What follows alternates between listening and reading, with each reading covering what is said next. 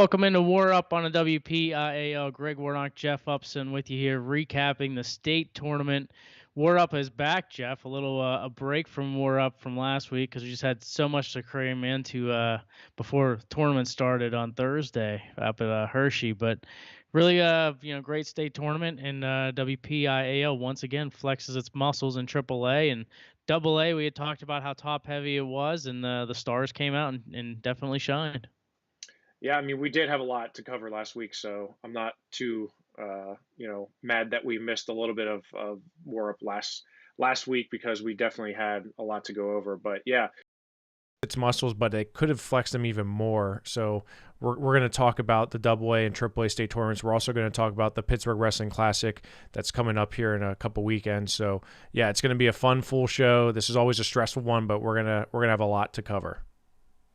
And we'll have 6 of the 7 WPIAL champions on the show. Unfortunately, Rocco Welsh of Waynesburg unable to join us tonight.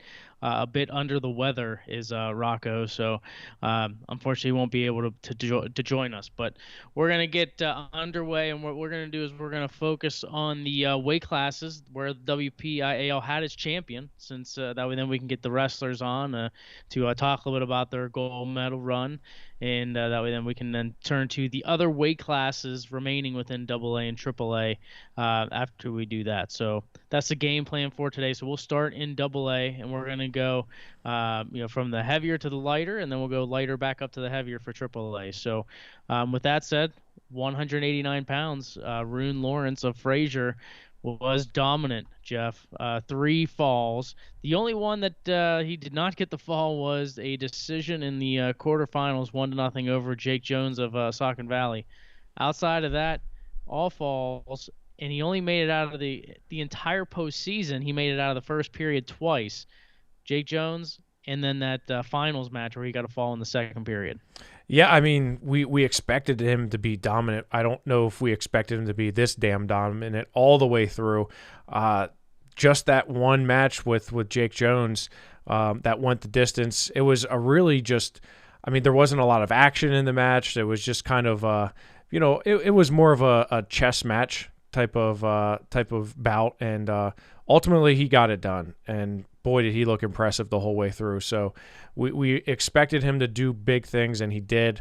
And I'm curious to talk to him about that match with Jake Jones. And, that was a rematch of the state finals a year ago. So maybe that played into it a little bit, or maybe it was just, the styles didn't match up great. Yeah, and he also was dealing a little bit of injury too. Notice he came off the mat after the quarters, hobbling a bit. He was also dealing with a little bit of a shoulder, discomfort whenever he went through on a roll with Jake Jones at a certain point. So, be interested to get his take on that one for sure. But the other wrestler in that weight, Jake Lehue, goes 2 and out at 189 pounds. So, Rune Lawrence, the only WPIAL wrestler to medal at 189 pounds. And, we'll do our best here to make sure we get, everybody on as we can. I know, I'm sure Jeff's probably got trying to figure it out here on his end, but we'll try our best to make sure we get each wrestler on here for you guys to talk a little bit about their gold medal run.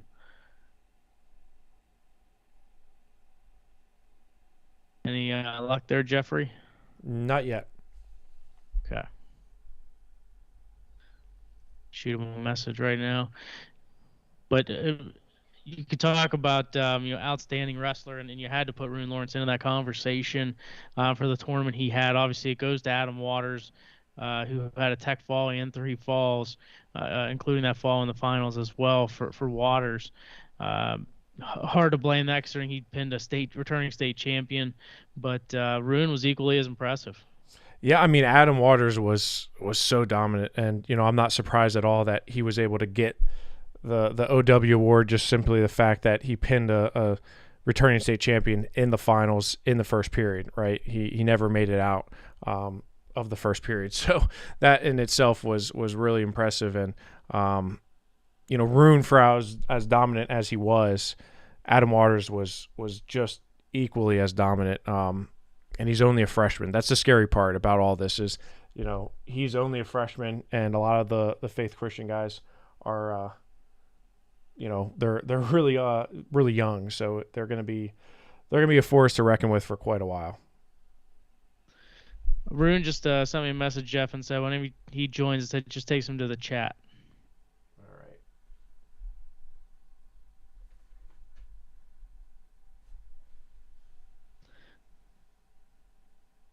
I'll see if he can call you, Jeff. Yeah, have him try to call me.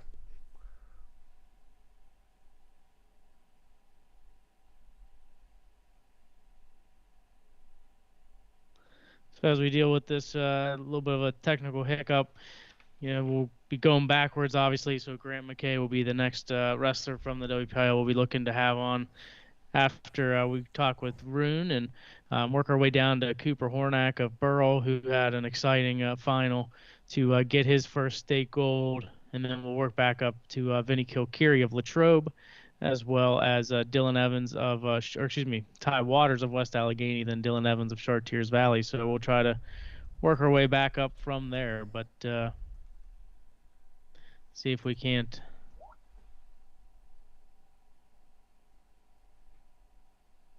work through that.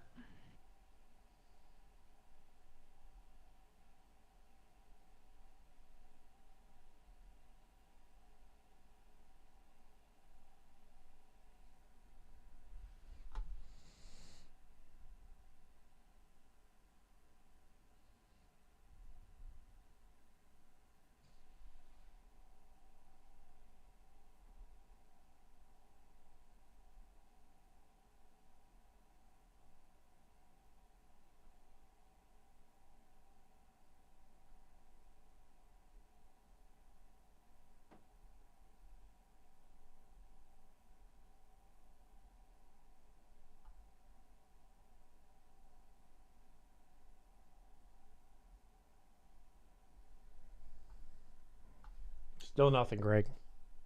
Do you have a link like you had last year? I believe Rune had to join a link last year to join us. All right. Let me try that. So we'll continue to work through that. But looking at a couple other weights really quickly, Jeff, as we look through that, 215 pounds for the WPIAL. Really great tournament for Brennan Morgan of Central Valley. He made it into the finals, knocks off Abe Keep of Girard in the semis 4-3. Before running into the buzzsaw that is Austin Johnson of Muncie. So Brennan Morgan of Central Valley, just a great tournament to finish as a second-place finisher.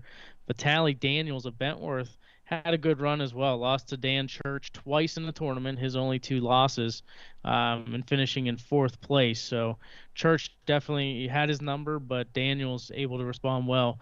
Dylan Pitzer also, I thought, had a good tournament. Just happened to run into Vitaly Daniels in the blood round. Pitzer lost to both Daniels as well as Brody Klein. Klein finishing in fifth place. So losing to the fourth and fifth place finishers at 215. I mean, and that Austin Johnson match, I mean, that was the closest match Austin Johnson has had. Yeah. Yeah, I mean, Austin Johnson really took it to the rest of the competition, but Brennan Morgan was able to successfully, give him a match and make him battle.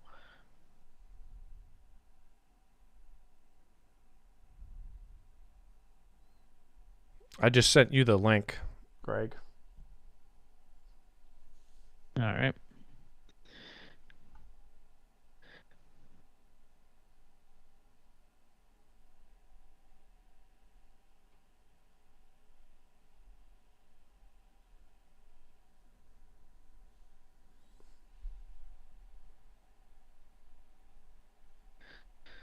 So we'll continue to look at, in addition to the match at 215, you also had 285 pounds where Joey Baronic, he was a fan favorite throughout the he was. I feel like tournament. the whole stadium, the whole Giant Center was like rooting for him the whole time.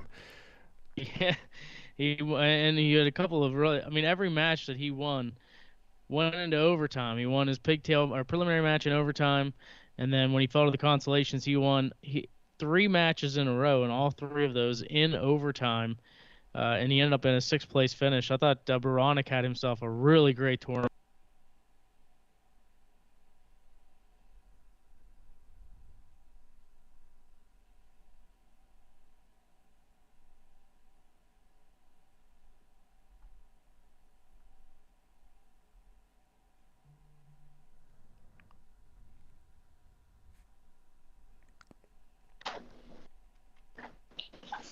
We got Rune. What's up, Rune? What's up, guys? How's it going? Not much. Well, Rune, not we bad. appreciate you sticking with us through some of those technical difficulties. Yeah, no problem. So, Rune, tell us a little bit about your mindset going into the postseason. Obviously, you only made it to 6 minutes one time in the entire postseason, which is just remarkable. And really only made it out of the first period twice, the quarterfinal and then the finals match where you got the fall in the second period. Just tell us a little bit about your mindset, throughout the postseason. It was just go and be dominant. Kind of had a pin streak going there, and I wanted to keep it going, and really didn't get to keep that happening. Obviously in the quarters, but yeah, no, that was I just wanted to go out there being as dominant as I could wrestling because I knew I had already won it twice, so just go out there and show them how dominant of a wrestler I was. Tell us a little bit about that quarterfinal match, Rune. What, as far as, I know you were going out there wanting to get in the fall as quickly as possible. Just tell us, what you saw in that match and what made it go the distance. It didn't help that very first. I took like a half shot. It was like a crappy high cross just to see what he was doing. And I felt my ankle pop. So it was like the very first thing that happened. And then it was bothering me a little bit. And I figured he wasn't going to take bottom or that. So I figured it was just going to be on her feet and he was going to be real defensive. Is it tough wrestling a guy like that, a guy who just continually just waits for you to make your move and then just defend your... Yeah. I mean, you know what they're wanting to do. So it's like, it's annoying.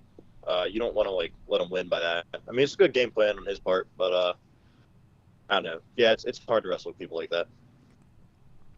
Rune, it's hard to be a multiple-time champion in Pennsylvania, but you sort of made it look, I'm not saying easy, but I mean, at times it looked like it could be a walk in the park for you. How much was that Powerade tournament where you weren't able to compete the rest of the way? Did that set you back a little bit because, you weren't able to get those high-level matches that I know you probably wanted to get?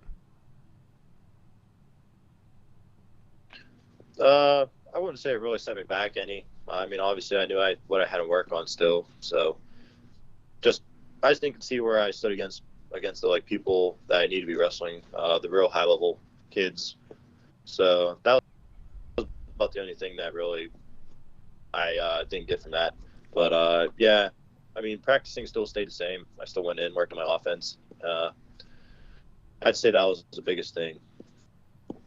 And the team overall, I mean, the team, we kept on talking about it, how impressive the team was. You as sort of a leader on that team, going from Thane, who wrestled, he didn't really have any teammates, to now you have a team that qualified for the state tournament. You were in the preliminary round, that Monday night play-in match. I mean, that's a huge jump in just 3 or 4 years. What's it been like to be a part of the Fraser program and to see the rise like that? It's been really cool. I mean, it's like a program. It's kind of like built off me and my brother. So it's nice to be somewhere where it's like you're the first doing it because you'll always be the person that made it. I don't know. They're kind of like an honoring experience to have. Not many people get that, I don't think. And what's next for you? Because you've basically done it all, right? What is next for you, and what is the timeline for you looking at colleges? And I'm sure there's a lot of colleges knocking on your door, calling your phone, but what's the next step for you, and when does it look like you'll probably make a decision? I mean, I want to make my decision probably before senior year, or at the latest probably at the start. Mm-hmm. But I figure I'll figure it out before then, so it'll just be a little bit. Any favorites in the clubhouse for right now, or you don't want to let that out quite yet? I don't know about quite yet. Okay. Well, you got plenty of time to figure that out for sure. Well, congratulations, Rune, on winning a third state title. Obviously, I'm sure you still have some things you want to continue to achieve, obviously, heading into your senior year. But we appreciate you making some time to join us, as always. Yeah, no problem. Thanks for having me on, guys. Thanks, Rune. Thanks, Rune. Rune Lawrence, kind enough to join us on the show, and now we'll hop down to 160 pounds. Jeff Grant McKay of Laurel, pretty equally as dominant this postseason as Rune Lawrence. Didn't have the fall, so to speak, but controlled every single match in this state tournament. A fall, 2 majors, and then a solid 5-0 decision in the final. Yeah, I mean, that was the number 1 versus number 2 in the state, right? So that just shows you the distance between Grant and the rest of the field, right? I mean, we at one time, he kept things a little bit close, going back to his freshman and sophomore years. He's really just developed and his arsenal has changed so much, and I think it's mental, right? I got to talk to him a little bit after the championship finals, and a lot of it he said was just mental, right? Believing in himself and getting his mind right to compete. And we know as former wrestlers ourselves that, I mean, that's what 90% of the battle, right? I mean, and especially at that level, that is so much more a factor. So I think Grant's mind has been right. I think committing to Pitt had helped him sort of get that weight off his shoulder, and it showed because, my gosh, he was really dominant all the way through. As we contact Grant to have him on the show, the other 2 wrestlers, Chase Formelli, actually did not wrestle. He was ended up forfeiting out. Chase Brandenburg comes 1 win away from getting a medal. Loses in the blood round. Ended up going 2-2 in the tournament. Did Brandenburg in order to come up 1 win shy. Dropped decisions to the individuals that ended up placing 5th and 6th. In the weight class at 160 pounds. I thought Brandenburg wrestled tough, Jeff. Yeah, no, I did too. I thought Brandenburg wrestled tough, and he was damn close. He was damn close to getting on that podium. So, I'm excited to see what's in the future for him. And like I said, that was an impressive performance. I thought he was really close. There's Grant. Kind of to join us is Grant McKay. Grant, thanks for joining us. No problem. I'm glad to be here. Well, Grant, we were just talking a little bit about how dominant your postseason was overall. Just kind of want to go back a little bit, right? Because last year you came up just short in that state final. Was that result what ended up being what happened here? Was just coming out and being dominant, knowing you didn't want it to be that close again in a match? A little bit. Last year after I lost, it definitely motivated me. I can tell you one thing: losing in the state finals isn't that tough. Isn't that fun? But that motivated me a lot throughout the summer to just keep improving. And then also, my teammate Colin Bartley, he had his season cut short, and it gave me an extra boost. I wasn't just out there wrestling for myself. I was wrestling for him this year, and I told him last night. I gave him my shoes and stuff, and I said, "This one's for you." That's awesome, and I'm sure it was tough for him to not be able to wrestle in his senior season and everything that happened. So that's awesome that you did that. You look at your postseason run overall. Obviously, outside of that regional final where you had the 1-0 score with Dubler, pretty dominant overall. What did you kind of see on the mats out there, especially at the Giant Center? Honestly, not thinking too much into it. I just had faith in my skills. I have a lot of great coaches who've had my back my entire career, and it's my senior year. I just said, let's let it fly, let's have fun, and let's come out on top. Let's finish the high school career on top. Grant, when you look at your freshman year to now senior year, you start at North Allegheny, you were a state qualifier there, now a 2-time state champ. What would you say is the biggest reason for your development and your jump, and what if you could attribute to one thing, what would that be? Because not many people go to a couple schools, go to North Allegheny and get the competition level you did, and then go to Laurel. What would you say is the biggest development phase for you? Mentally, yeah, for sure. I think I've definitely always had a work ethic.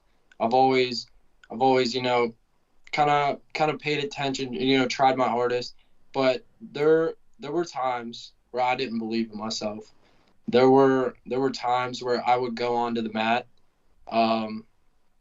just trying to squeak out a 1-0, 2-0 win, and not have that much faith in my skills. So really, kind of mastering your mind, getting a little bit tougher, and not being satisfied trying to win a close match, trying to continue to score points and positions, and kind of blow matches out.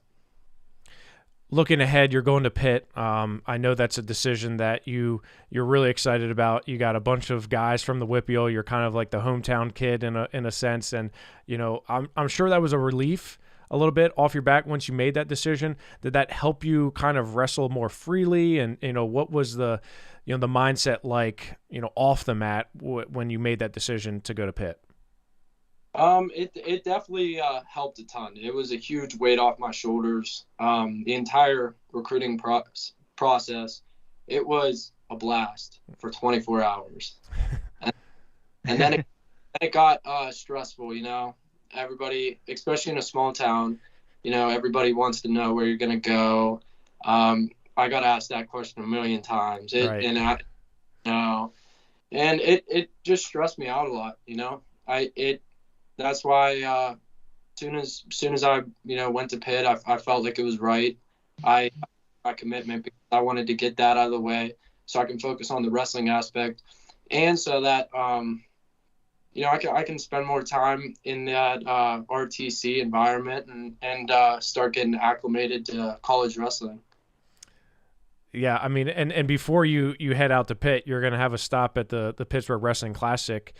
You're selected for Team WPIAL, and I think you may be I'm going to have to do some research, and Ken Stats Wonderly will have to, 2-time state champ to be on the WPIAL team, because we're so deep at that weight. Your future teammate, Dylan Evans, is up on Team PIAA. Have you two talked about that before? Like, hey, man, if we both win, like, what's it going to be? I mean, is that something that you guys have sort of talked about before and envisioned, two teammates being on the the Tapperdan, or excuse me, the Pittsburgh Wrestling Classic? Yeah, I mean, we talked about it, I think last week. I obviously, wanted to be on the PA team and stuff, but, it's my future teammate on there. I could, or, another better person to be on there. Right. So, yeah, I'm really happy for him. I'm excited to be a part of the event and, get to be a part of wrestling history. It's such a deep history with that. I went there all the time as a kid, every year. And it's crazy because I looked at the guys who wrestled in it as, superstars. Right. And being able to wrestle in it it's an honor. Well, I mean, I'm expecting you at the banquet to have something pretty dope on, pretty suave. I know you like to dress up a lot. So at the banquet, you better be rocking something really, it's gotta be good. I'll be rocking something fresh. All right, good. Appreciate that. Congrats on the state title, Grant. And I actually do the broadcasting for Pitt, so I'll be doing lots of your matches here coming up. Excited to see you here in college. Thank you. Grant McKay kind enough to join us on WarUp. And now we'll go down, Jeff, to 127 pounds, where Cooper Hornack of Burrell was able to get a state title. It was an all WPIAL finals match. Hornack and Vargo meeting for the third week in a row. And it was Cooper Hornack getting it done, Jeff. 2-1. Got the takedown in the third period to win it.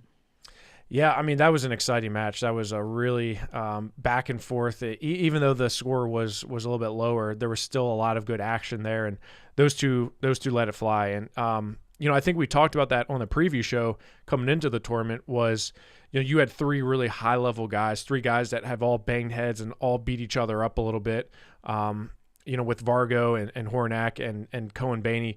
Cohen Baney, a little under the weather, a little banged up there, and Hershey, and it certainly takes full strength and certainly 100% to get to the top of the podium. So Cohen Baney falls in the quarterfinals, and Cooper Hornak is able to get through on that bottom half to face Vargo. Vargo had a tough tiebreaker match in the semifinals. I don't know if you remember that or not, Greg. I'm sure you do. You Yep. called it against Hunter Gold, and that one was. I didn't know how that was going to go. Right? I mean, that was really tight. I'm thinking, man, like there goes our all WPIAL finals potentially. But he finds a way to get it done, and Chris Vargo is one of the most consistent, toughest dudes out there. So for Cooper Hornak, though, a hell of a tournament. I mean, he just. It's a typical Burrow run here where you're second out of the region. You come back, you get 4 straight decisions. 6-1 over a very tough freshman, Hayden Andrus, beats a regional champion and a regional 5th place finisher who had two really quality wins, beats him 5-0. In the semifinals, takes out Cyrus Hurd 7-4, and then in the finals beats his rival Chris Vargo 2-1. So. Yeah, I mean, for Cooper Hornak, this was a big homecoming for him to get back to the state finals. He had some bumps in the road, so Cooper Hornak was really impressive. Yeah, no doubt about it. And excited to chat with him a bit about it and see if he wants to wrestle Chris Vargo anymore, right? Because he had to wrestle him a couple of times, last year in the postseason. Then wrestles him obviously 3 times, 3 weeks in a row here to get it done. I thought he wrestled him really well in the WPIAL tournament, Jeff, and obviously I wasn't there for the regional to see how the match shook out, but to see him bounce back the way he did in the state tournament, and I know he likes to get that opening takedown out of the gates, and when he didn't get it, I'm sure he was thinking, well, oh boy, well, how's this match going to go, especially with Vargo and the way he rode him in the second. Yeah, I mean, he is very much the type of wrestler who likes to score first, likes to get out ahead, and he's really tough from top, and he just grinds people out, right? So that third period going into it 1-1, we're thinking, all right, this is it. This is where we're going to figure out who wants it more, and I don't know how much and I'm curious. I want to talk to him about this. Is having been to that stage before, and if that played a factor into it at all. We'll see if we can get Cooper on the show here. And a couple of these guys hadn't used Skype to this point. Had to get them to download it for the show. So that's why we're maybe dealing with some of the technical difficulties. And because unfortunately Skype's it's old. You might have to find a new way to have people on, Jeff. Well, it's the way that the program works.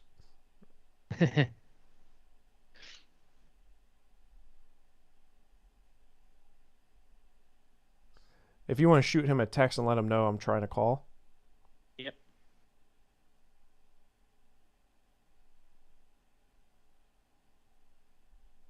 Or have him call us. Or can I text him that same link? Yeah, that should work. Yep.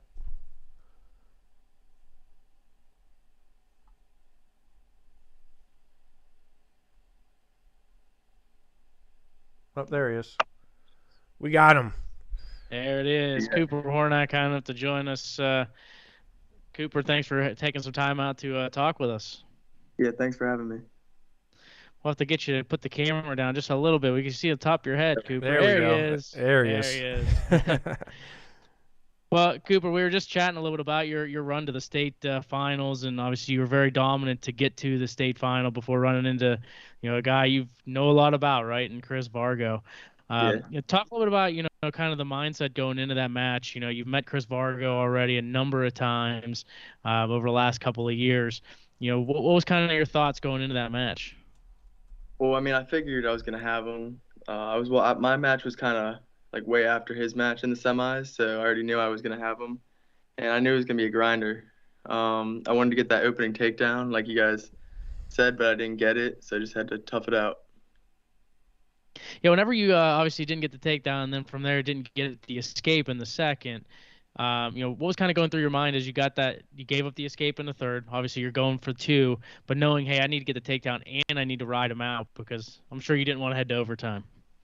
Yeah, no, I didn't want to head to overtime. So, I mean, I just riding him for 2 minutes, that would have been tough. Just wanted to let him up and just 2 minutes left in, my junior season, just go all out, try and get a takedown. I'm sure Chris Vargas is the last guy you won't have to worry about wrestling again after this year, right?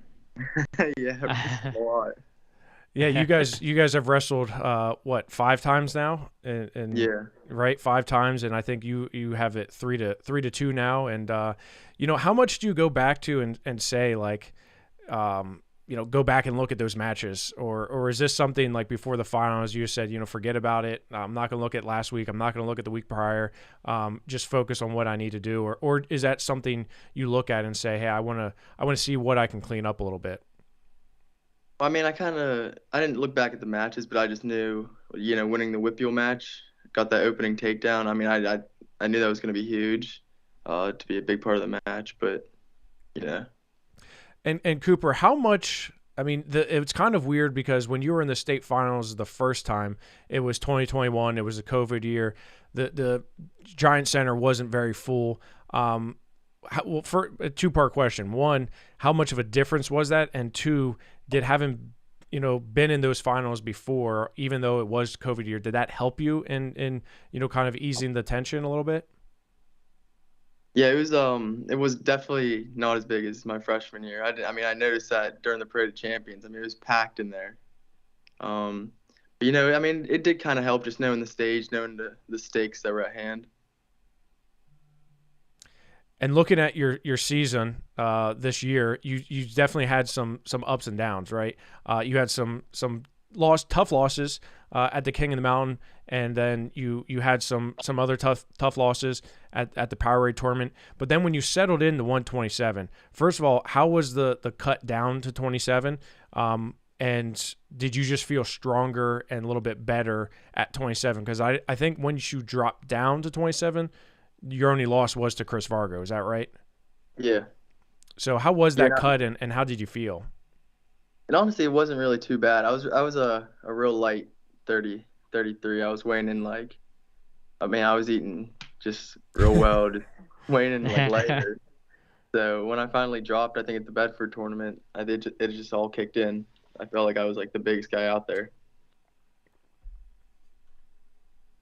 Well, we really appreciate you taking some time out, Cooper, to hop on a call with us to chat a little bit about it. Obviously, you're going to be having a pretty big off season, right, as far as looking at colleges and kind of looking ahead to your future. What are you hoping to kind of hit in the off season to be ready for this time next year?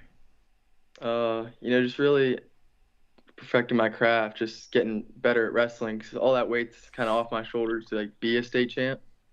And, I can just really focus on getting better at wrestling. Well, we look forward to seeing you come back for your senior season again. Thanks for joining us, Cooper, and we'll look forward to seeing you here coming up next winter. Yeah, thanks for having me, guys. Thanks, Cooper. Yeah. Cooper Warnock of Burrow, kind enough to join us on the show, and we'll now go over to 127 pounds, Jeff, in AAA. Vinny Kilkeary of Latrobe. He gets another state title. He gets his third state championship, and does it in impressive fashion and capped it off with a nice little, jumping on his coach's hands at the end. But Vinny just was strong throughout the entire postseason. We'll talk a little bit more about this weight, I think, maybe a little later in the show. But, Andrew Binney obviously had himself a great tournament. You definitely called that one, Jeff, as far as getting him into the finals. Tyler Chappell bounced back, I thought, from his WPIAL performance, coming up just one win short and losing to the guys who finished in third and fifth overall in this weight. Yeah, I mean, when you look at how deep the WPIAL was here, I mean, I kind of thought that Andrew Binney had a good path, a clear path to the finals, and it didn't hurt that Eden Cement from Council Rock North got upset in that opening round to Michael Turry of West Scranton. But regardless, I still think Andrew had a hell of a tournament, and including the finals. They wrestled Vinny tough. Vinny even said that. He was like, he just kept coming. And for Vinny, that semifinal match was one I had circled, right? Because Hayden Cunningham, we know how tough he is. He's a senior.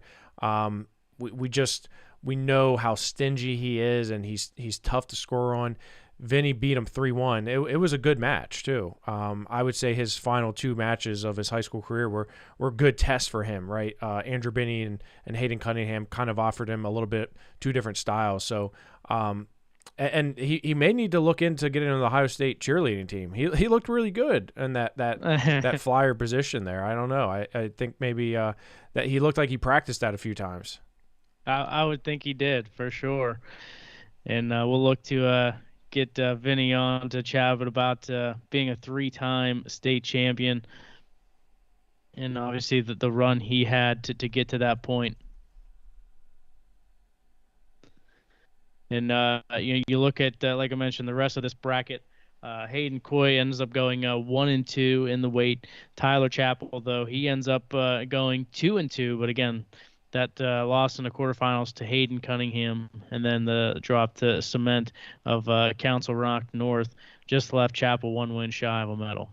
Yeah, and I mean I feel bad for Tebow because he was close, right? He had those 2 really big wins to head into the quarterfinals there, and I thought that match with Cunningham, he basically said he left everything out there. He went for it. He was in a Merkle position, and 2 really quality wins over Shane McFillin and Tyler Adams. Tyler Adams, a regional champion. So it just so happens Cement gets upset, and he's right there, or else he's probably going to have to wrestle a Turry or a Stab, and which I definitely believe he's gonna get into. So yeah, tough for Tebow, but overall the WPIAL wrestled really well here. Any luck there, Jeff?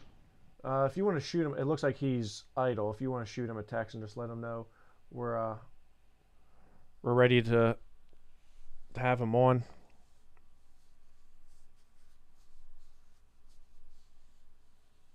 I'll just text him the link. He's been very responsive, so as you'd expect. And I know Vinny's excited to get to Ohio State. He's ready to get out there. And here he is, the flyer, the flyer himself. What's up? How you doing? Well, Vinny, first and foremost, congrats on winning a 3rd state title. Does this one feel much different than the other 2? Yeah, it does. It's almost like, it's crazy to me that it's almost a blur. I mean, I don't think it's even set in yet more than the other ones. It's crazy to me.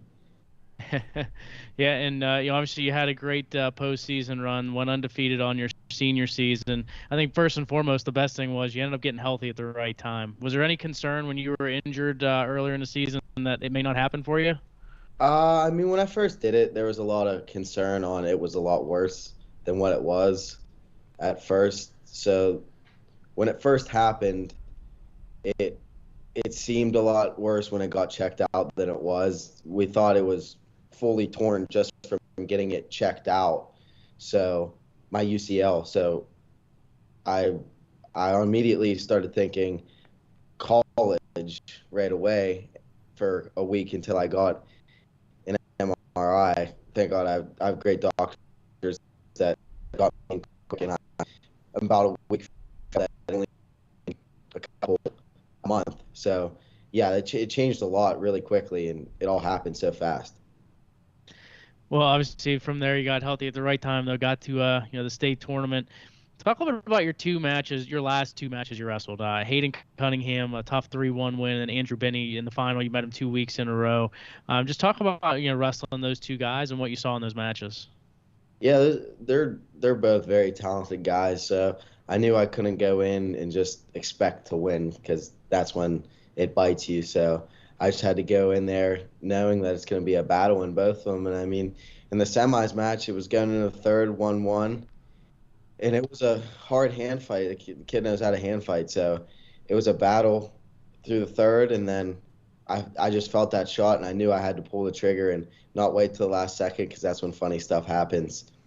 So just pulled the trigger in in the beginning of the third, and then got the tough ride out. But it was always a grind the whole match. And in the finals, I went out like a ball of fire in the first 2 minutes, and then I started thinking about stuff, and started right there is when it really hit me the most, that I looked up at the scoreboard and it was 8-1, and I was like, oh my, like I never did this in my life, and now I'm thinking like the match is like, I'm going to be a 3-time state champ. My high school career is over. I know it's a terrible thing to do, but it started happening, and then that's when my feet got like we were in cement, and then I got blast doubled, and I was like, I probably should wake up a little bit. So that's when that happened. But it was just, I was talking to people before, and I wanted just to soak it in for one time, and I tried. That's what I was doing, and I went out there and I performed the best I could, and I had fun while doing it.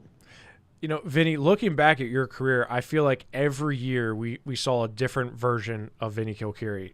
Like from the outside perspective, every year that you participated in the state tournament was a different sort of Vinny. Freshman year was the just headlocking and going through it and just buzzsawing everybody, right? I mean, you were setting that place ablaze, right? Sophomore season, it's a little different, right? It's the COVID year.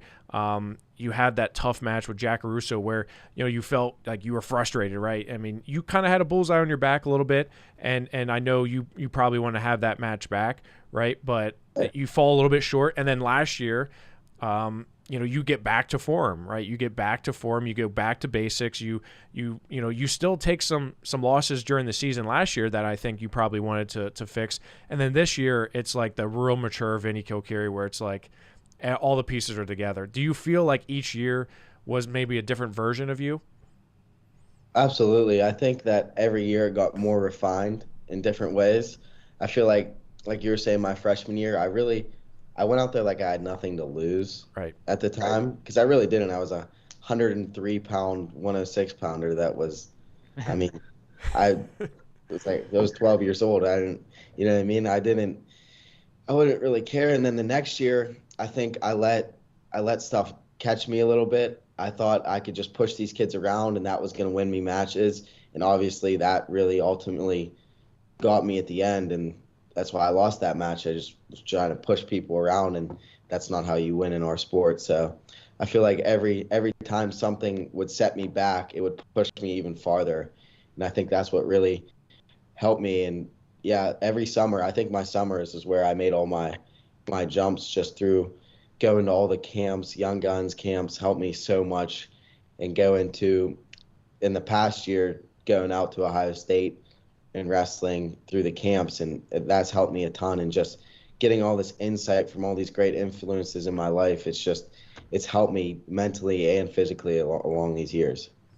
And you had mentioned Ohio State, and how excited are you for that next step in your career and getting out there to Ohio State, and just to represent Latrobe and also be a part of that Ohio State program? Yeah, it's the most exciting thing in the world. I can't be more thankful just for that opportunity to be even invited at first to one of their ID camps, and then be on scholarship and going there. I think right. It's awesome. Just the people that are there and the coaches. I mean, you don't get any better guy than Tom Ryan. He's just the salt of the earth, amazing dude that knows his stuff. And I mean, we're 6th in the country right now. So I think that sending 9 guys to nationals, you can't beat that. And I think just being surrounded by those people really, really drive you through to being a national champ. And before you head out to Columbus, you got to stop at the Pittsburgh Wrestling Classic. You'll be representing Team Pennsylvania for the Pittsburgh Wrestling Classic, and you got a tough matchup, right? Braden Davies is that's a Penn State guy too, so you got a future Big Ten battle here brewing. First of all, what's it mean for you to be selected for the Pittsburgh Wrestling Classic for Team PA against Team USA, and what about that matchup do you really like? Yeah, I mean, just looking back at the history of the Classic, I mean, I remember when I was a kid watching Luke wrestle in the Classic, right. And when it was at the Pete, and being able to go there and be around the best guys in the country, it's not, there's nothing like it. I mean, you look through the guys that's wrestled there, and there's numerous amount of national champs that have wrestled in the classic. So I just think it's another stepping stone in that path, and I'm so thankful that I had the opportunity to be able to take that match, and it couldn't be with a more fun opponent. I love that we've wrestled before, and I love that he's going to Penn State. It makes it so much more fun to wrestle one more time before we're on the big stage. And then, as Jeff mentioned, Vinny, you may have to try for cheerleading, right, to be the flyer at Ohio State. What was the You looked good doing that, Vinny. Yeah, I mean, we were throwing it back and forth. What should we do? What should we do? Because that's what we always do. We try to keep it loose. We don't want to tense up right before. So we're sitting in the stands, and I look back at my coach Snyder, and I'm like, so what are we thinking here? Like, he's like, you're not throwing me. It hurt so bad last time. So I was like, okay, we don't have to throw anybody. And Mears goes, oh, why don't we hold you up? I was like, how are we going to do that? And he goes, me and Paul are going to stand across the mat. You're going to run across, jump, land in my hands. And all I said was, all right, let's do it. And I don't know how it went so smoothly. I got a little shaky at the beginning, a little sea legs, but once I got my balance, it was awesome. Just to stand up there for however long, 30 seconds that's when it hit the most, just to look out at the PA wrestling fans and just almost like a thank you to PA wrestling. Well, we enjoyed watching you through your high school career, Vinny, and we'll be excited to see you go to Ohio State and continue on with your wrestling career. Thank you, guys. I really appreciate it. Thanks, Vinny. Thanks, Vinny. Vinny Kilcarry, kind enough to join us. Now we'll hop up to 152 pounds. Jeff Ty Waters of West Allegheny, another one who was just dominant throughout the entire postseason. He was impressive throughout the state tournament with a tech fall, 2 falls, and a major decision in the finals to bring home a second state gold. And it's disappointing that we ended up missing a full season of Ty Waters his sophomore year, because he was just so much fun to watch these last 2 years. Oh my gosh, I know. I feel like we were a little bit robbed of that, and he's another one that's just developed so much, right? I feel like over the years we've seen different versions of Ty Waters, and especially these last 2 years, he's just been so unbelievably dominant, and of course last year having battled Finn Solomon, and it's just it's really fun to watch. We're gonna miss having him around to watch, because he's very entertaining. I cannot wait to see him at the next level in college, because I think I think he's just gonna continue to develop, and I'm really excited to see how he progresses in the next stage of his career. And I think he's West Virginia got a good one in Ty Waters. Is any problem with getting him on, Jeff? You want me to text him? And I would agree with your assessment, by the way. I think he still has room to grow, which is the impressive thing. Winning 2 state titles, you think, okay, maybe he's starting to peak. I think he's still going to continue to grow and be a strong wrestler as he continues to go. 152 pounds, the rest of the weight. Lucas Capusta of Hempfield area comes up with a 5th place medal, dropped a tight 1-0 decision to Ryan Garvick of Central Dauphin in the semifinals, and then dropped down to finish in 5th place in the tournament. Bodie Marlowe of Thomas Jefferson, he ends up just 1 win shy, dropping a match in the blood round. And there's Ty Waters. Ty, thanks for joining us on the show. Of course. Let's go, Mountaineers. Look at him. He's got it already in the background. I love it. Yeah, you're making Jeff proud every day, every time he sees you, right? Of course. Ty, just talk about your postseason overall. We thought you were just very impressive, very dominant, including here in Hershey. Attacked 2 falls and a major to get state gold. I think it's just working hard every day at practice. And my coach, Tregard, I think he's just always super tip and keeping us in shape and pushing us. And I don't know, just making us reach our limits, whatever it takes. Well, and obviously it helped as far as being able to do that. And talk a little bit about your room, right? I mean, I think we talked to you last year about it, but having guys like Nico Taddy, Sean Taylor, just to practice with every day, and obviously by doing that, you guys were able to grow and get better. Yeah.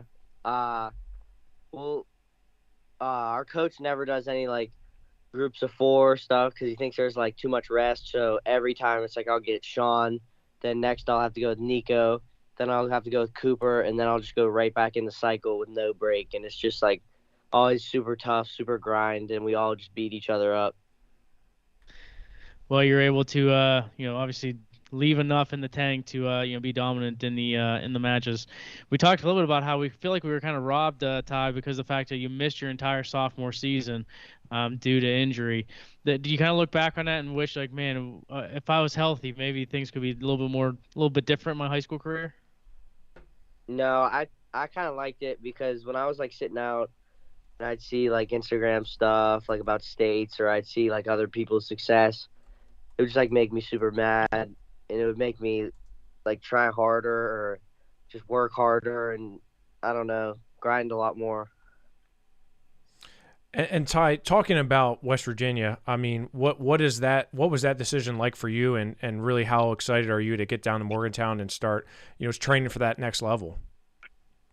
I think it was awesome because when colleges could first hit me up, I only had like 15 or like 19 matches in my high school career because like all my injuries and stuff, and they were like one of the first people to hit me up even before like I had accomplished anything. So it's like they believed in me from the jump. And I love the coaching staff and all the wrestlers there, and I think it's a great environment for me to grow and develop in.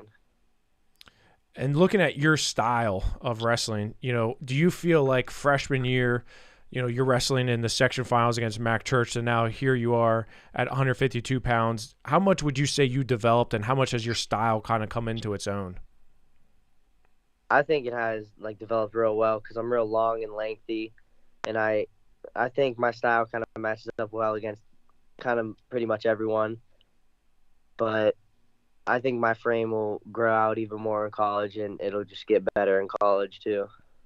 And before you head to college, you're going to be wrestling for Team Pennsylvania on the Pittsburgh Wrestling Classic. I know that's something that you're super excited about, but let's talk a little bit about that. What's that mean for you? And how excited are you to have that matchup? I think this is a top 5 matchup, right? Dylan, from Detroit Central Catholic. I think you guys are like 3 and 4, depending on where you look. And what are you looking forward to? I'm looking forward to it a lot because nobody from Gladiators has ever been on Team PIAA. It's always been like Team WPIAL.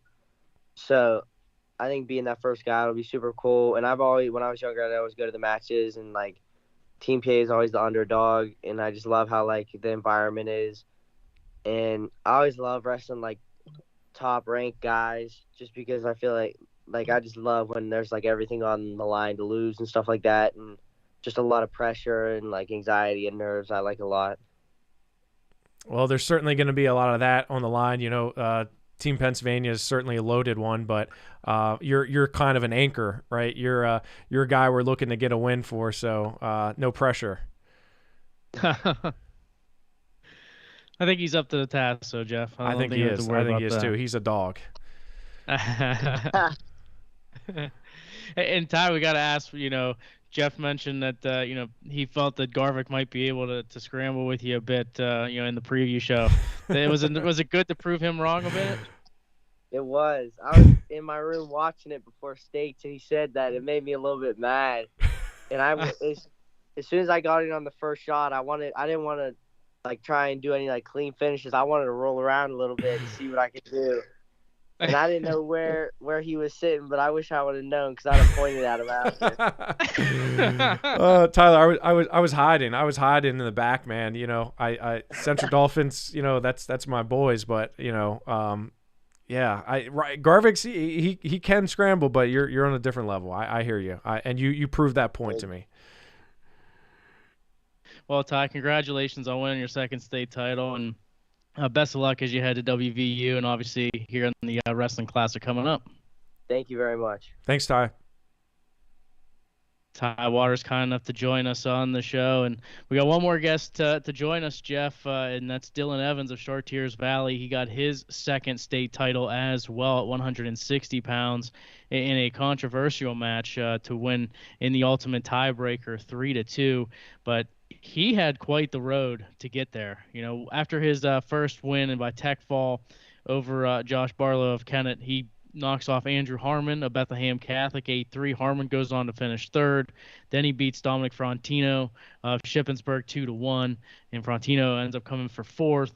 So, you know, give Evans all the credit in the world. He had to battle to get to that final.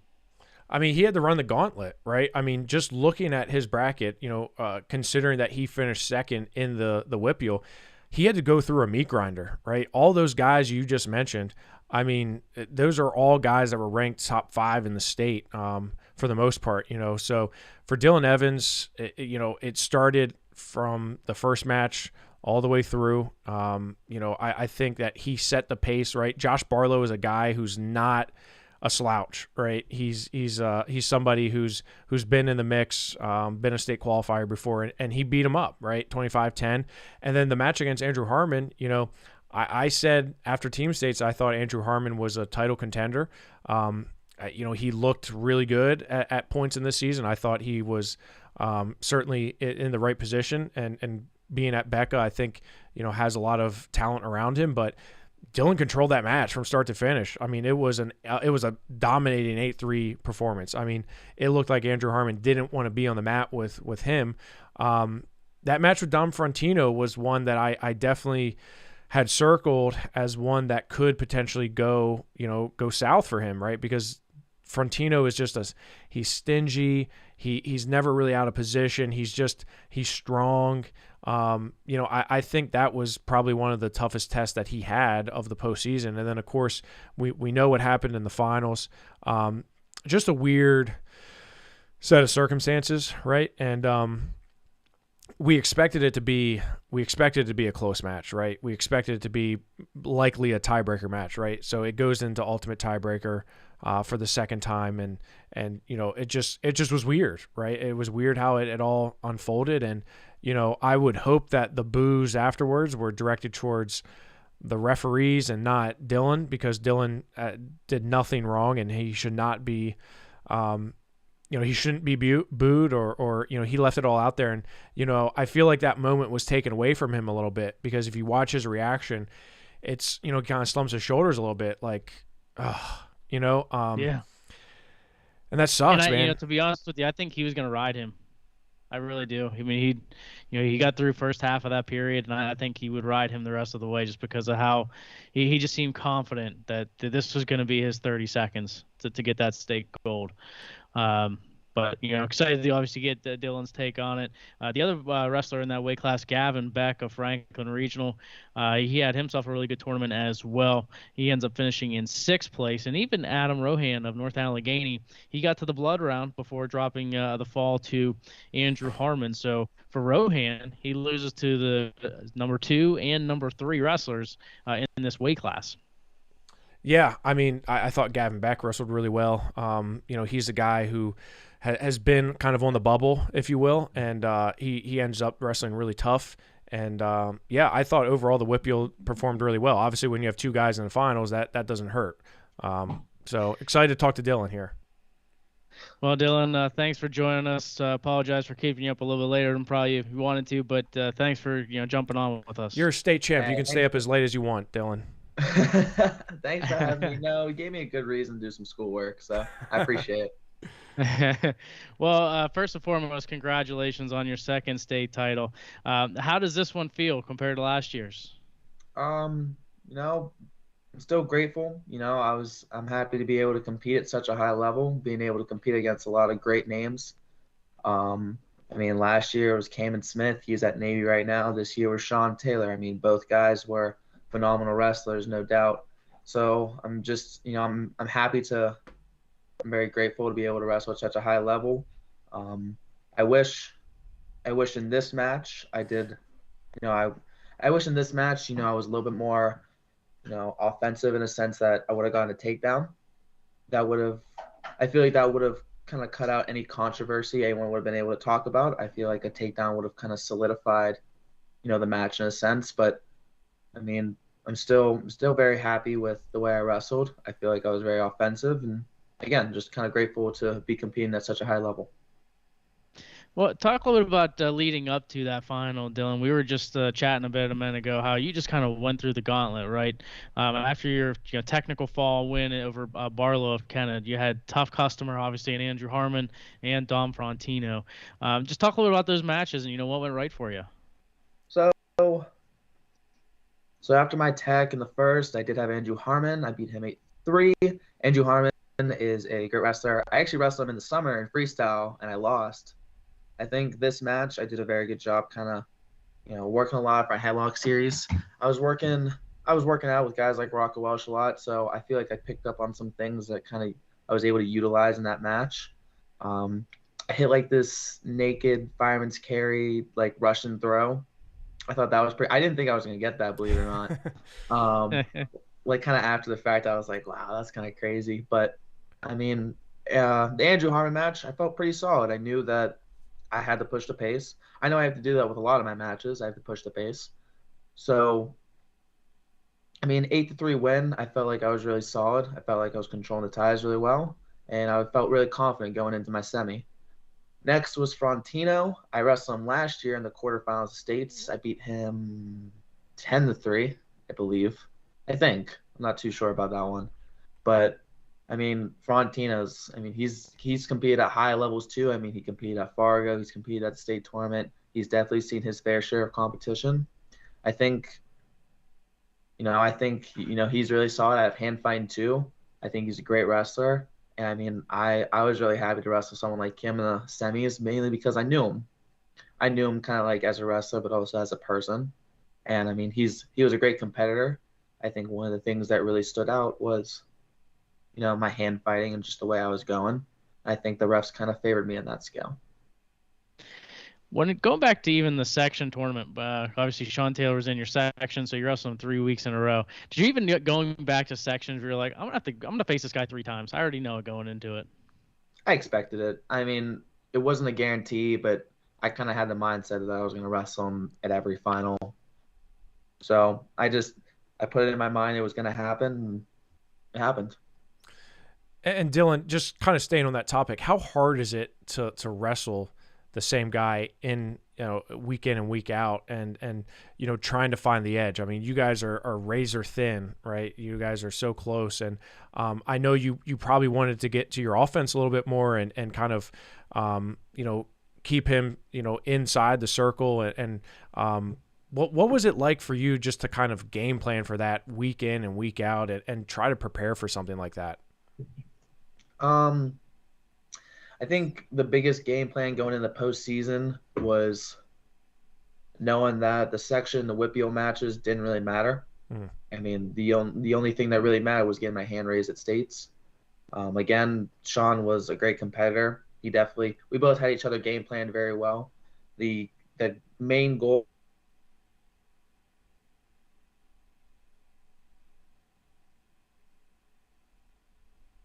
when I get to that single, get to that leg up, that's what they were preaching the whole time. Right. So, I mean, yeah, we kind of had a game plan going into it, but my game plan wasn't anything different than what I'm used to. It was offensive steps, forward steps, just keep going 1,000 miles per hour, pushing the pace. So wrestling 3 weeks in a row, I expected it.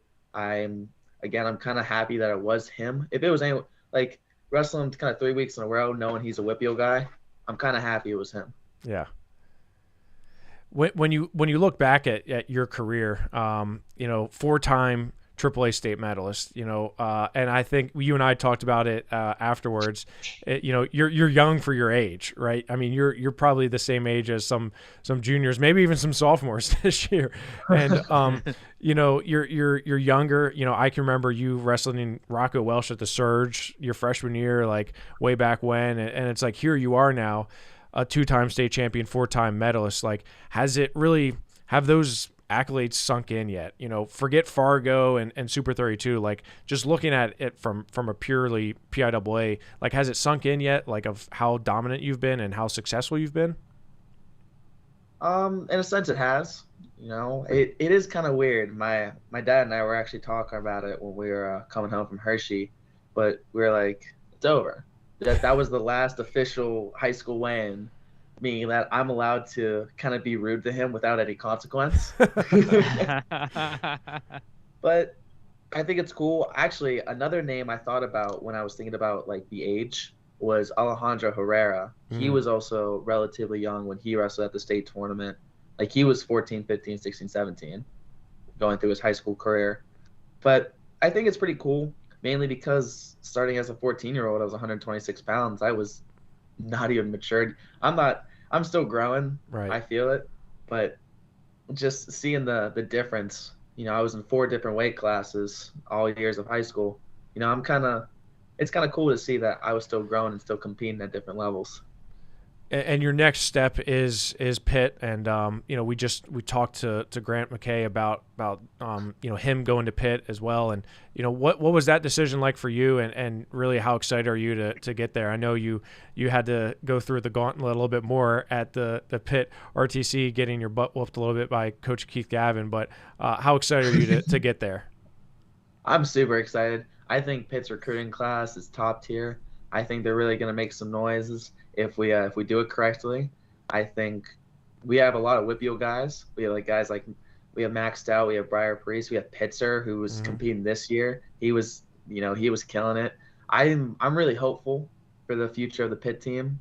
I'm actually really excited. This is one of the things that I was able to kind of scrap in the RTC. I was seeing the team, I was seeing the guys. I was like, this is top tier. I had a feeling that this is going to be a great team. And before you go to Pitt, you're going to be on the Pittsburgh Wrestling Classic team for Team Pennsylvania. Tough decision between you and Grant. Just 2 very formidable wrestlers that unfortunately are both in the same weight. You're both going to the same college, right? So, that was almost like a, pick it out of a hat type thing. But, you are the choice for Team Pennsylvania. How excited are you to put it online and represent Team Pennsylvania in such a prestigious event like the Pittsburgh Wrestling Classic? And what do you know about your opponent and Ethan Stiles from Illinois? So I'm actually super grateful to be competing on the PA team. Between Grant and I mean, if you would have told me that Grant was going to be the PA member, I better him than anyone else. I'm so happy. I mean, Grant and I are boys. Grant and I are going to be roommates too. Right. So, I mean, I've grown up with Grant. If anyone else took my spot, if you would have told me tomorrow that Grant was going to wrestle on the PA team, I would have been A-okay with it. I think Grant's awesome. But for Ethan Stiles, when I'm representing Team PIAA, I actually got pinned by him at Fargo. I was trying to scramble in a position, got put up in a cradle, and got pinned. But I don't know. I'm really excited for the match. I mean, I really have nothing to lose. And at the end of the day, this isn't for a big title. Right. This is just wrestling.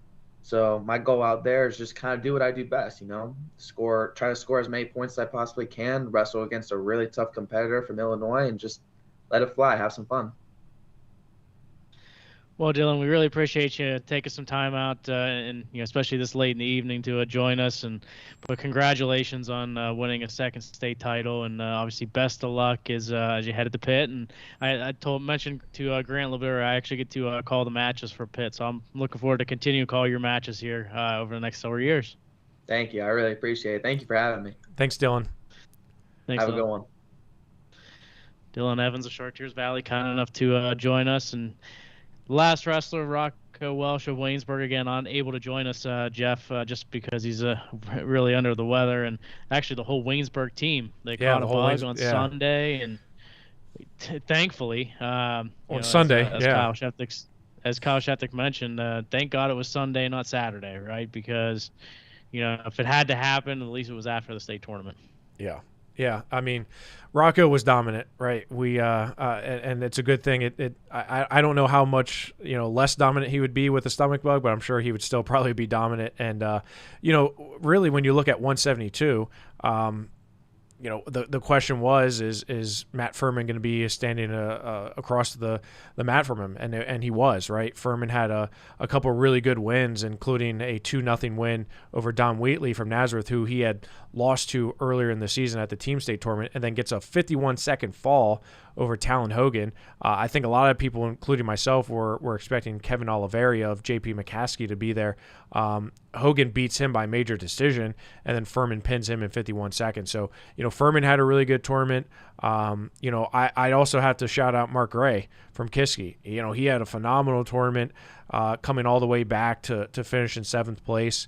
He looked really good. Had a loss to Kevin Oliveria 9-6 in that opening round matchup. So, but he battles back, right? He battles back and finished in 7th. So 3 WPIAL guys on the podium that's pretty impressive.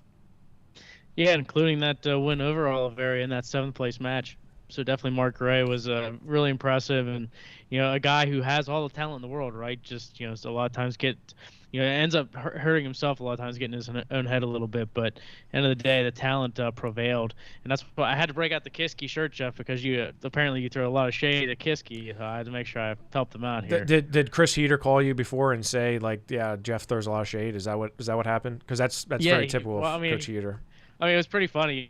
We walked right into the Giants Center. Was it Wednesday or Thursday? It was Wednesday night. It was as soon as you saw him. It was Wednesday. As soon as you saw him. It was Wednesday night, and it was within 15 seconds of being inside the Giants Center, and there's Coach Heater, looking at me like, yeah, there he is, the idiot, And I love Coach Heat. He's the man. He is. But Mark Gray had a great tournament. So, yeah, 172 was just a grind. And, Rocco Welsh was he's that dude, right? He's so good, and he was just so dominant. I can't wait to see him at the Pittsburgh Wrestling Classic for Team PA for the rubber match against Barr. So, it's going to be I think he's going to get that stomach bug's going to be gone, and, he's going to be fine. And I can't wait to see him there, and really at Ohio State, too. Let's continue in the train up, Jeff. 189. Vaughn Spencer of Pine Richland ends up getting his knee injured in the quarterfinals and has to default out. It was just really disappointing. Obviously, he had a great season. He was 28-0 heading into that, that quarterfinal matchup with Dean Bechtold. And, at the end of the day, not the way you want to see Vaughn Spencer finish, especially a guy who's battled so many injuries. Brody Evans of Waynesburg, he dropped a 4-3 decision to Hayden Packer in the quarterfinals and battles his way back, 4 wins, including a win over Packer for 3rd and 4th to finish in 3rd place. Yeah, my gosh, he wrestled out of his mind. Brody Evans was really impressive. And, going back to Vaughn Spencer, can he catch a break? He comes in undefeated, regional champion. A lot of people are like, all right, let's go. Let's see him in that quarterfinals against a young freshman and Dean Bechtold, and then potentially against a junior and Tucker Hogan, and blows his knee out. Right? It's just terrible, right? You really feel for Vaughn Spencer, and we really hope that he is able to get healthy again, right, for the 3rd, 4th time in his young high school career. But going back to Brody Evans, here's a kid who never medaled before in Hershey, and then comes out and after losing to Packer goes all the way back and beats him in overtime. And that's just a very stereotypical Waynesburg and WPIAL way to end your season, right? Just lose early and then come all the way back. And man, he was impressive. 215, Eli Makel of Waynesburg. I thought had a good tournament overall, Jeff. I just couldn't beat John Pardo of Kennett. Pardo had his number, knocked him out in the quarterfinals, and beat him again for 3rd and 4th. But after Makel's lost in the quarter, he rattled off 3 straight wins to get to the 4th place finish. Owen Ott and Connor Jacobs also get on the award stand as well. Jacobs 7th. He defeats Ott for 7th and 8th, 3-2. Yeah, it's interesting because Pardo was sort of his bugaboo, right? And I was sort of surprised by that because Eli had been so dominant really throughout the entire season outside of a few losses to Austin Johnson and at the Ironman. So shout out to Pardo for wrestling really tough against Makel. He had a really good tournament finishing in 3rd, but Eli is going to be just fine. I think he really progressed in his career. Let's not forget this is his first time at the state tournament. He's going to continue his career at Edinboro. Him and Brody Evans both are, and both those guys were selected to be on the WPIAL team for the Pittsburgh Wrestling Classic. So that's really cool to see those two continue wrestling. And Waynesburg's got a nice little contingent going to the Pittsburgh Wrestling Classic. So I'm sure they're really happy about that. 285 Ty Banco of Trinity looked impressive getting to the semifinals with a pair of wins by fall, but then ended up getting pinned by eventual champ Sean Kinney of Nazareth and dropped down and unfortunately just kind of unraveled a little bit. Joe Enoch of Penn Trafford, great tournament, 6-1 win over Banco in the Conci semis. He finished in fourth, and Joey Schneck of Pine Richland beats Banco 2-1 for fifth place. So overall, 4, 5, and 6 for the WPIAL. Yeah, I mean, my gosh, this reminds me of the years. It was Brandon Furman, Isaac Reed. Who else was there? Kid from West Mifflin, and Montour finished 1, 2, 3, 4 in the state. We had a lot of talent here at 285, and I'm not surprised to see, those 4 get on or 3 get on the podium here, right? Ty Banco took a pretty hard hit in the semifinals against Sean Kinney. I don't know if that affected him too much. It certainly looked like it did a little bit because he loses to Inc., who he lost or who he pinned in the first period at the regional tournament, and then loses to Schneck. So Ty Banco, certainly a really good career for him and a good season that he had here despite falling to sixth place. But yeah, the WPIAL showed it's flexed its muscles a lot here at heavyweight. Going back down to 107, Jeff Santino Sloboda of Butler. We thought he didn't wrestle his best match against Tanner Mazanko of Cannon McMillan in the final week prior, but boy, did he bounce back in a big way. We felt his path to the semis was good, right? We thought this is a very good chance of being a semifinalist, but not only does he do that, drops an 8-2 decision to eventual champ Keanu Diller, but then he comes back and places fourth. Sloboda looked great all weekend long at the Giant Center. Tanner Mazinko comes up just 1 win shy. It dropped a tough 4-3 loss to Luke Sirianni, who gave up points late to lose that match, and then obviously dropped the 1-0 decision in the blood round. Yeah, I mean, this was the Santino Sloboda I think most of us were expecting to see, and he looked really good. He looked really good in Hershey, had some really quality wins and grinded out some wins. That 2-1 Conci semifinals match against Max Tansini was a really good match. I made sure I got to see that one. Sloboda looked really good against Weaver from Altoona, and he got the first takedown on Dillard, as you mentioned. So this was a really good tournament for him. On the flip side, the WPIAL champion Tanner Brzanko, you can't ask for a nicer, just really stand-up kid from Canon-Mac, and it's just like crazy to see how that happened, right? He loses, he's winning the entire match against Luke Sirianni and just falls late, and then to come back that Friday night and wrestle in the blood round, that's a hard thing to do after an emotional, like his goal all season was a PIAA state champion, and when that does not happen, it's hard to refocus, and you could just see it in Tanner. He was unable to get over Max Tansini, who had just won 2 straight matches, right? He was feeling pretty good and had just won 2 straight matches and maybe a little bit fresh. That's hard, right? That's hard. So I really feel bad for Tanner Brzanko because I think he was certainly good enough to finish top 3, top 4 in the state, and it just didn't materialize for him. 114 pounds. The three of the 4 WPIAL wrestlers come home with a medal. Luke Willishell of Latrobe in 5th. Tyler Capuste of Franklin Regional in 7th, beating Connor Smith of Seneca Valley. These 2 wrestle again. Beats him 3-2. I mean, what is that, the 9th time they've wrestled? I mean, it's been a long time. And, for Luke Willishell coming in here as a state runner-up, and Carson Wagner just had himself a tournament, right? After beating Dyson Gold, he comes out with a 7-5 win over Willishell, and then that amazing kind of comeback win in the last 15 seconds against Caden Williams to put himself in the finals. But, for Luke Willishell, I'm sure he's disappointed. I'm sure he's not happy. Loses to Logan Salat of McDowell in that Conci semis, but does bounce back to get a nearly a tech fall in that 5th place match. But yeah, I mean, Capusta and Smith, those guys found ways to win, man. Both those guys had tough District 1 opponents in the blood round. They both had to get by Cole Coffin and Cole McFarland from District 1, and they both prevailed. And Willishell beats Smith, and Dennis ends up beating Capusta. So, of course, we have a Capusta-Smith rematch of, like, the 5th time. So, yeah, it was, again, a lot of WPIAL, very WPIAL heavy here. 121, we talked about how this wasn't the most high quality weight, but it was one of the more deeper weight classes. But boy, a couple of guys just wrestling out of their minds. Ryan Klingensmith drops that opening loss to Marco Tossi, but 3 straight wins for Klingensmith, including a big win over Trey Wagner of Northampton to get on the award stand. He ends up finishing in 7th place. But how about the tournament for Brady Joling of Chartiers Valley? Drops a 3-0 decision to Wagner in the first round, but then he ends up rattling off 5 straight wins in order to get to 3rd and 4th and finishes in 4th place.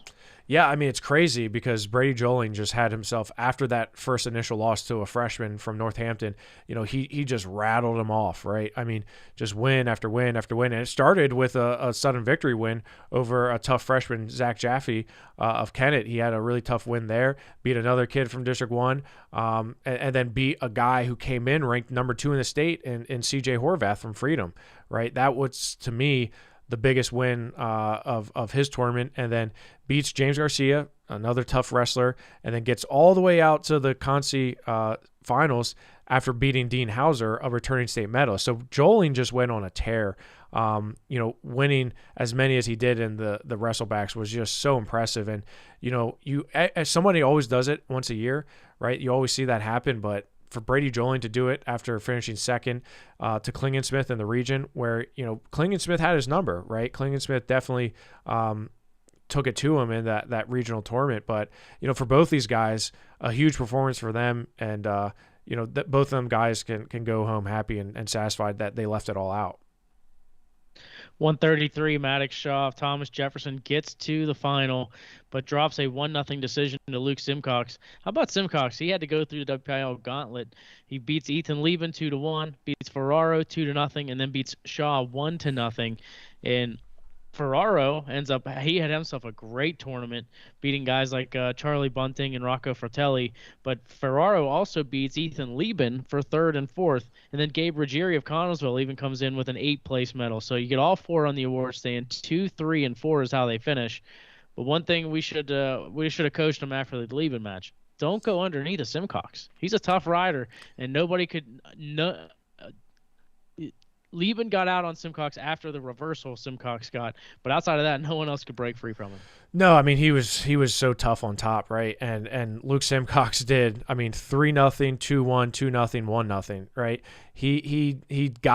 That's the pure definition of grinding out wins to get to the championship title there. And for Shaw, I mean, he was right there, right? He himself had to get a 1-0 decision over McKintry of Becca. So I really think that if you look at the way things unfolded, the fact that the WPIAL got all 4 guys on, Anthony Ferraro had himself the best tournament of, I would say, anybody, finishing 3rd in the region and then 3rd in the state, ahead of the guy who finished 2nd, right?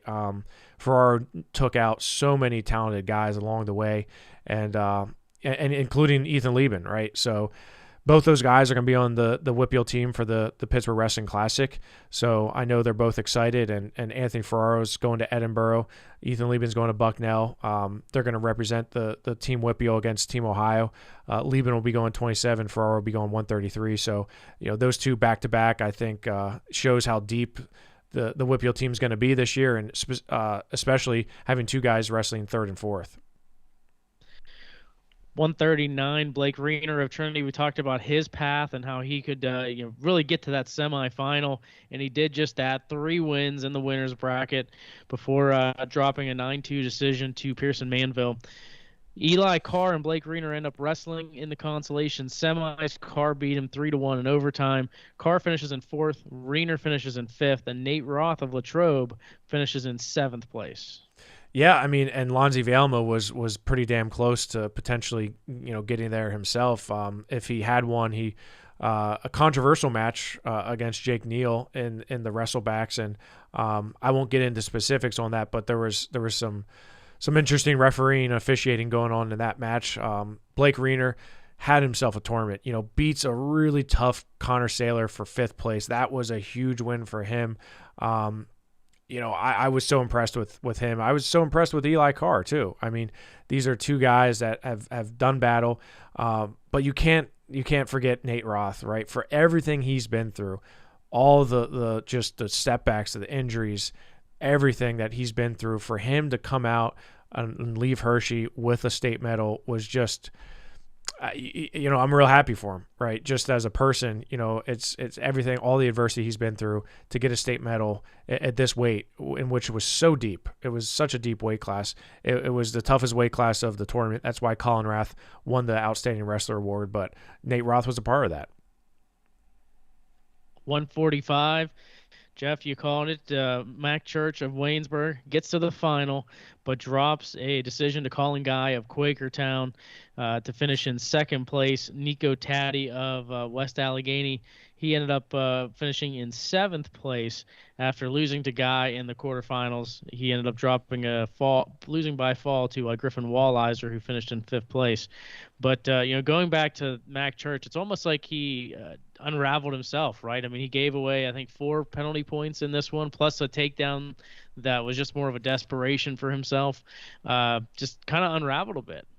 Yeah, I mean, I think, that really was the downfall, right? The hands to the face call what was really what started it, and I think he was just off his game. I think Colin, whether it was Mac being off his own game or Colin putting him off his game, I picked Colin to win a state title. That I didn't think it was going to happen that way. I didn't think it was going to happen with the amount of penalty points that it did, and it's unfortunate. I would have liked to see that match happen without the penalty points and maybe a little bit more offense, and sure, it could turn out differently, but props to Colin Guy for slaying another dragon, right? But for Mac Church, I think it was more of a beating himself in a certain sense, and I'm excited to see Mac at the next level. I think we're truly, once he gets in that Virginia Tech room and that program, and I think he's gonna excel there. I think he's gonna develop further, and really, I think once he gets things right between his ears, and I think once he gets things kind of settled in, I think he's going to be unstoppable. We've seen it before, right? I said Super 32. If he wrestles like Super 32 every year, every tournament, he's going to be a national champ, right? I mean, and I don't know if it's because Super 32, maybe there's not much, he's not as pressure or, whatever it is, but he kind of beat himself up a little bit in that one, and it was a tough bracket, though, right? He had to beat a tough Asher Cunningham, and of course, Colin Guy had to beat a tough Matt Repos, right? So it was a really deep weight, and Nico Taddy also found himself on the podium. Yeah, we always talked about for I think the 4 years of covering Mac Church, right? That the talent is not he's second to none as far as talent. It's just a matter of the other half of it, right? The mindset, and it's what it is in wrestling. Half the battle is just if you're right in your mind, and sometimes he's there, and sometimes it's not, and that's what comes back to hurt him. Going back, obviously we've kind of talked about all the AAA weights, Jeff. Going back to AA, kind of to go through some of these real quick. Cam Baker of Burrell found himself into the semifinals before dropping by fall to Aaron Seidel. And then he comes back and finishes in fourth place. Antonio Bonai of Central Valley finishes in sixth. But Baker had a great tournament as well. Yeah, and I think, Baker was a little distraught after getting Tech followed 17-0 by Will Dieter in the third and fourth place match. But outside of that one match, he had a phenomenal tournament. He looked angry. That match against Gage Swank, I feel like we saw a Cam Baker that we hadn't seen before. For Bonai, I mean, he had himself a phenomenal tournament. He only lost to Dieter 5-1, then loses to David Heiser. But, both these guys I thought wrestled really well. And I'm not surprised to see Cam Baker in the semifinals and in the third and fourth place match. He's had that type of year. 114, Nico Fanello of Indiana finishes in fourth place. His 2 losses in the tournament, both to Weston Pisarcik from Brockway. He ends up winning 3 in the consolations to get back to that third, fourth place match. Parker Senepal of Burgestown comes up 1 win shy of a medal, dropping a 1-0 decision in the blood round.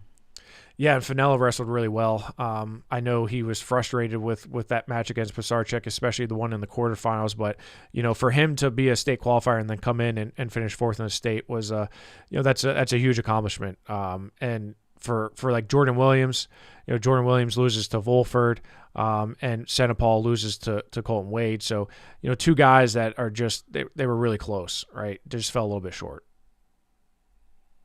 121. The closest one was Jack Cazalis of Quaker Valley. He ended up coming up just shy of a medal, loss in overtime to Elijah Brocious of Cranberry to come up 1 win shy. 127, we had talked about. 133, a couple of guys coming up 1 win shy. Jeff Jameson Pocliembo of Mount Pleasant and Gavin Sweetco of Burgestown. Both guys losing in the blood round. Yeah, I mean, Pocliembo, he had a good tournament. Nonetheless, I thought he wrestled well. This was just another really deep weight class, right? I mean, between Jen and Pepe, Connor Heckman, I mean, you're a state champion finished third in that weight. That goes to show you how deep this weight is. So, would they have liked to get on the podium? Yeah, absolutely. But you're not. This isn't a bracket where There's a lot of wiggle room. I mean, JoJo Subisha, a 2-time state medalist, didn't find the medal stand either, right? At 139 pounds, Joey Senapal of Burgestown. Heart breaks for him, Jeff. Back-to-back years, makes it to the quarterfinals, and then loses back-to-back matches to not get on the award stand. He ends up coming up just shy, losing in the blood round. Yeah, I mean, you said it. It certainly breaks for Joey Senapal being so damn close for so long. He is going to get another shot at some wrestling. He's selected for the WPIAL team at the Pittsburgh Wrestling Classic to represent the WPIAL at 139. So I'm sure he's excited about that opportunity. 145, the WPIAL closest one was Logan Ritchie. He got a win in the state tournament. 152, again, a couple of guys who end up losing just in the blood round. Ryan Stalashi of Fraser, who won and made it to the quarters. But then Isaiah Pisano as well of Hopewell. He ends up winning 2 matches but losing in the blood round. 160, we talked about with Grant McKay. 172, how about Braden Welsh of Fort Cherry? He had a really great tournament. Beats Connor McChesney of Fort LaBeouf 4-3 to get into the semifinals, dropping by fall to Adam Waters, but comes back and beats Caden Fink by a 3-0 decision. He finishes in 4th place. Yeah, I mean, he's a guy who we were really looking forward to see how he was going to come back from finishing third in that Southwest region. I don't think that was the goal coming into the season. I think he probably assumed he was going to be a regional champion, but having that 4-3 win over McChesney was huge, right? That was a really big win for him, and he followed that up with another really tough win over Fink, and hats off to Welsh. So, Jeff, that's all the weights as far as AA and AAA goes. How's the Pittsburgh Wrestling Classic? You've alluded to it kind of throughout some names and some weights. How's it looking for the WPIAL and Team PA? Yeah, I mean, the WPIAL team's stacked. The WPIAL team's really they're really good, and it starts at 121. Ryan Klingensmith, the regional champion, who's headed to St. Vincent, is the pick there at 121 pounds. 127, Ethan Lieben. State runner-up last year and state 4th this year. He's headed to Bucknell. He'll be the guy at 127. Anthony Ferraro, as I mentioned, from Pine Richland, who had just the best. I mean, he had one of the best performances of the tournament for any WPIAL wrestler, coming back to finish 3rd. He'll be the guy at 133. 139, we just talked about him, Joey Senapal. He's been close, right? He's been really close and just fell a little bit short. And unfortunately, he's not going to end his career with a medal, but he'll have a chance to represent the WPIAL. 145, Nico Taddy of West Allegheny, another guy who 2-time state medalist, has really just behind Mac Church, right? I mean, he's really tough, and no shame there. Lucas Capusta from Hempfield area at 152 pounds had himself a good tournament and a 2-time state medalist. So we know he's excited. And 160, we had already talked about it. Man, I mean, again, I'm going to have to look up research here to see if Grant McKay is the first 2-time state champion, not on the Pennsylvania team and on the WPIAL team. But, when you have Dylan Evans as a 4-time state medalist and a 2-time state champion, it's kind of it's one of those things where, we looked at a little bit, Grant McKay lost to Sean Taylor at the Midwinter Mayhem, and Evans has a win over Sean Taylor. So, I mean, there's a lot. That's a tough decision, right? That's a really tough decision to make. But, Grant is the pick there at 60. 72, Matt Furman, state runner-up and fourth the year prior. So Furman was sort of an easy pick. And then we end it with those two Waynesburg guys and Brody Evans, Eli Makel. And then Ty Benko was the pick at heavyweight. This was, there was a lot of back and forth on this one because he had lost to both Schmeck and Enoch at the state tournament. But, his body of work, his regional performance kind of pushed him into the team.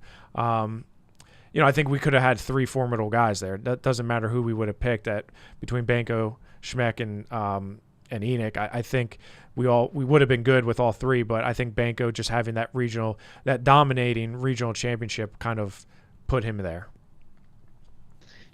Solid WPIAL team. It's going to be tough for Team Ohio to beat, that's for sure. Excited to see how they fare. How about Team Pennsylvania, Jeff? Yeah, Team PA is it's good, right? We're really good, and I think we're going to battle Team USA. But Team USA, we don't do ourselves any favors. They're damn tough, right? It's gonna be a tough go, right? We're gonna start with some firepower. I don't want to go through every single weight because I don't want to give away everything. But we've got a pretty tough guy at 121 in Kel Nasdio. We know Vinny Kilkiri is going to be on the team as a 3-time state champion. We had talked about him wrestling a future Penn State Nittany Lion at 126 pounds. So, that's a match that I think a lot of people are going to be watching. We're going to have Jaden Pepe, another 3-time state champion as well at 133. I'm going to let it be a secret for 139. I don't want to quite go there yet. 145, Mac Church, another WPIAL guy, a 2-time state champion, 1-time finalist. He'll be the representative at 45. And 52, as we mentioned, Ty Waters, right? Ty Waters is kind of a guy we're really looking forward to having anchor that. So you have a lot of WPIAL guys that are kind of pulling Team PA in that direction. 160, Dylan Evans, we had talked about that and how tough of a decision that was. 172, Rocco Welsh has already been announced as the guy at 172. We're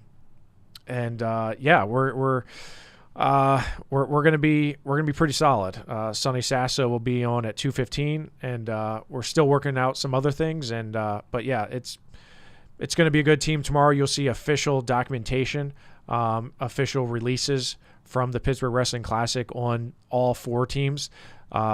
Ohio just had their state tournament too, so they're kind of putting together their team. So the only team that's set right now is the USA team for sure. The WPIAL team is set, but we're still working some things out on the Pennsylvania team and also on that Ohio team. So and you can watch all of the Pittsburgh Wrestling Classic on Flow Wrestling. Flow Wrestling will have both matches, the undercard and the preliminary, and also the main event. And this year we got a huge sponsor, and I would be remiss if I didn't mention that. We are really excited to have U.S. Steel being a name sponsor here. That's what the Pittsburgh Wrestling Classic is going to be presented by this year. So we're really excited. We put a lot of work into this, and we're excited to see how it comes to fruition. Gonna be a lot of fun. Don't miss it coming up here, and just a lot of great wrestling, Jeff, and appreciate obviously all the committee members to put this together to give the fans one last really great showing here before getting into the off season, and seeing where these guys go to college. I mean, the wrestlers that are going to be wrestling in it, Kilkiri, Waters, McKay, Evans, they're all just like they mentioned it, right? Like you go into this seeing how many national champs wrestle in this thing. That's because of how great it is. So should be a lot of fun to see. And Jeff, that wraps up another season for us, my friend. Yeah, I mean, it was a long show. We always have a really long show to end it, and it could have been longer, right? We could have had a whole lot more guys potentially, but yeah, it's been a good season, and we'll recap the Pittsburgh Wrestling Classic in 2 weeks, and we'll go from there.